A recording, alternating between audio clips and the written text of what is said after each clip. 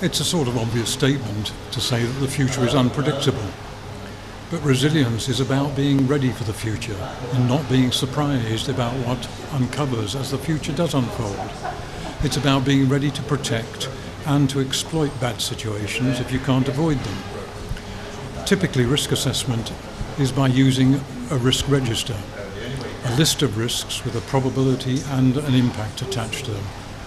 But the problem is that any risk also produces other risks.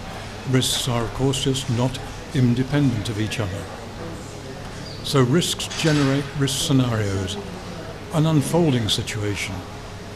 Significantly, often these scenarios are vicious cycles where a bad situation just gets continuously worse. The risk systemicity questionnaire has been developed to actually reflect this point about interacting risks.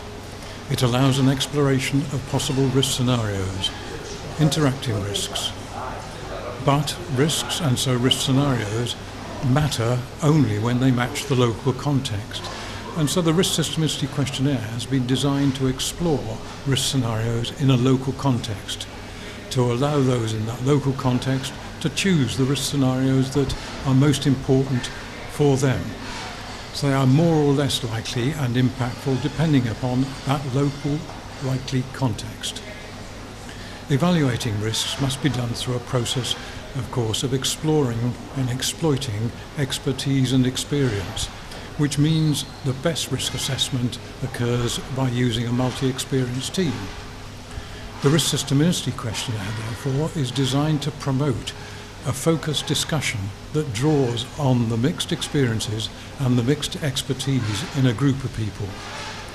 So developing awareness and policies to mitigate as risk scenarios begin to develop is also another important part of the risk systemicity questionnaire. So as the group identifies scenarios that are important for their future, they can also explore possible policies that have been successful in other European cities, alongside case studies that have been successful in general.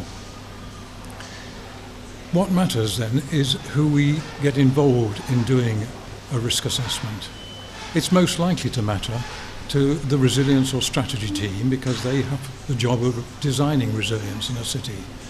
But also it matters to project teams whose grand schemes might be at risk as a result of some of these scenarios unfolding. And so they need to be concerned that they are fully aware of them. Also, of course, successful risk mitigation depends on an awareness of systemic risk among key stakeholders outside of the city, but those who are in the city and who will experience those scenarios. Therefore, it becomes important to involve those stakeholders in also using the risk systemicity questionnaire. We need to do that for two reasons. One, we want their experience and expertise as stakeholders, but also, of course, we'd like to generate consciousness raising about possible futures. So in the end, there are three obvious groups that we would have involved in using the RSQ.